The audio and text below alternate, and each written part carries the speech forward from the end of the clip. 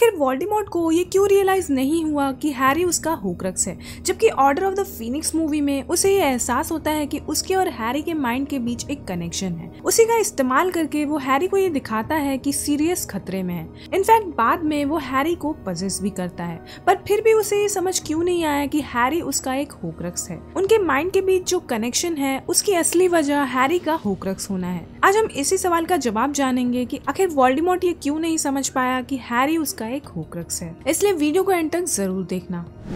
तो हैरी और नगीनी दोनों ही वोल्डेमॉर्ट के लिविंग होक्रक्सेस थे। वोल्डेमॉर्ट और नगीनी के बीच भी सेम कनेक्शन था जैसा कि वोल्डेमॉर्ट और हैरी के माइंड के बीच था। ऑर्डर ऑफ द फीनिक्स में जब वोल्डेमॉर्ट को अपने और हैरी के माइंड के बीच उस कनेक्शन के बारे में पता चलता है, तब वो उसका इस्तेमाल करता है ताकि वो हैरी को मंत्रालय में बुला सके और उससे वो प्रोफेसी हासिल कर सके। पर ऐसा करते वक्त आखिर उसे शक क्यों नहीं हुआ कि हैरी के अंदर भी उसकी आत्मा का एक टुकड़ा है, क्योंकि जिस तरह वो नगीनी को कंट्रोल करता था अपने और नगीनी के बीच उस कनेक्शन का इस्तेमाल करके, उसी तरह उसने हैरी को भी कंट्रोल किया। पर फिर भी वोल्डेमॉर्ट ने एक बार भी ये नहीं सोचा कि इसकी वजह आखिर क्या है। इसके कई रीजंस है।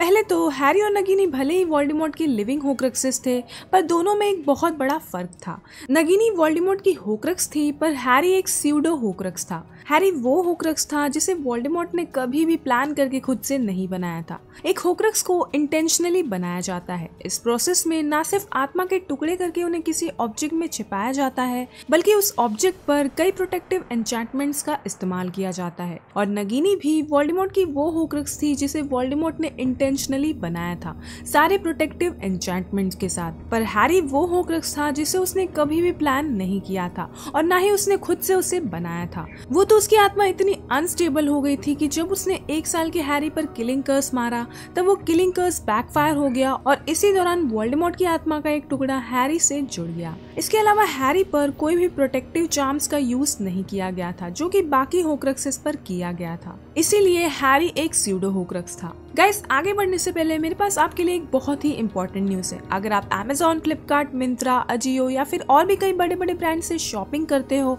और अगर आपको वहाँ पर हैवी डिस्काउंट्स देखने को नहीं मिलते हैं, तो टेलीग्राम पर ग्रैब अ डील नाम का एक चैनल है जिसे आपको जरूर ज्वाइन करना चाहिए, क्योंकि उसके अंदर आपको बहुत सारे अमेजिंग डील्स देखने को मिलते हैं। और कुछ डील्स तो ऐसे भी होते हैं जो सिर्फ 1 ही रुपए में जाते हैं, और कभी कभी आपको ऐसे भी डील्स देखने को मिलेंगे कि 15,000 का फोन एक्चुअली 1000 में बिका है। तो इन डील्स को ग्रैब करने के लिए फटाफट जाओ और grab a deal channel join करो। मैं उसका लिंक पिन कमेंट में दे दूंगी। तो चलिए अब टॉपिक पर वापस आते हैं। तो वोल्डेमॉर्ट एक बहुत ही स्किल्ड जादूगर था, पर वो जितना स्किल्ड था उतना ही ओवर कॉन्फिडेंट और एरोगेंट भी। होक्रक्सेस बनाते समय उसे secrets of darkest art book में भी ये वार्निंग मिली थी कि होक्रक्स आत्मा को अनस्टेबल कर सकती है, पर इसके बावजूद वो मानता था कि वो इतना शक्तिशाली है कि वो ना सिर्फ 1 बल्कि 6 होक्रक्सेस सेफली बना सकता है। उसने कभी भी ये सोचा ही नहीं कि उसकी आत्मा इतनी अनस्टेबल हो जाएगी कि एक दिन उसकी आत्मा का एक टुकड़ा उससे खुद ही अलग हो जाएगा। दूसरा रीजन था मौत को लेकर उसका डर।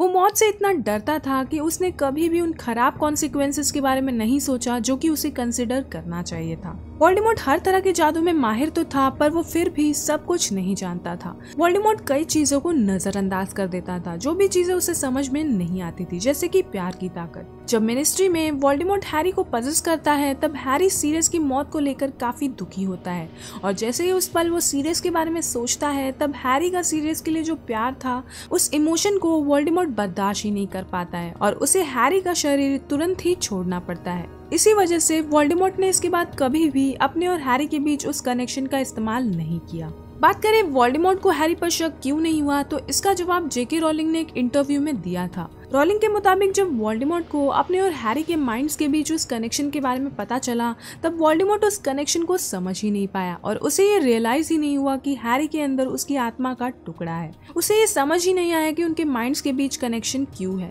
शायद उसने सोचा होगा कि उनके माइंड्स के बीच ये कनेक्शन इसलिए है क्योंकि उसने अपनी बॉडी वापस पाने के लिए हैरी के खून का इस्तेमाल किया था।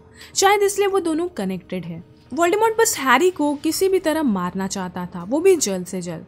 जब वोल्डेमॉर्ट को अपने और हैरी के माइंड के बीच उस कनेक्शन के बारे में पता चला, तब उसने बिना सोचे समझे उस कनेक्शन का इस्तेमाल किया ताकि वो हैरी को मंत्रालय तक ला सके और उससे वो प्रोफेसी हासिल कर सके। वो पूरी भविष्यवाणी सुनना चाहता था ताकि वो हैरी को जल्द से जल्द मार सके, क्योंकि इसके पहले वो कई बार हैरी को मारने में नाकामयाब रहा था। तो आई होप आपको समझ आ ही गया होगा कि वोल्डेमॉर्ट हैरी के होक्रक्स होने की सच्चाई क्यों नहीं जान पाया। वोल्डेमॉर्ट एक बहुत ही ओवर कॉन्फिडेंट और एरोगेंट इंसान था। इसी वजह से अक्सर वो इंपॉर्टेंट चीजों को ओवरलुक कर देता था। जब उसे अपने और हैरी के माइंड के बीच उस कनेक्शन के बारे में पता चला तब वो इस कनेक्शन की वजह समझ ही नहीं पाया और इस बारे में पता लगाने के बजाय उसने बिना सोचे समझे इस कनेक्शन का इस्तेमाल किया, क्योंकि वो सिर्फ जल्दी से जल्दी हैरी को खत्म करना चाहता था। बाकी आपके इस बारे में थॉट्स क्या है मुझे कमेंट्स में जरूर बताना कि आखिर वोल्डेमॉर्ट को ये शक क्यों नहीं हुआ कि हैरी उसका एक होक्रक्स है। वीडियो पसंद आया तो इसे लाइक और शेयर कर देना और चैनल को सब्सक्राइब करना मत भूलना।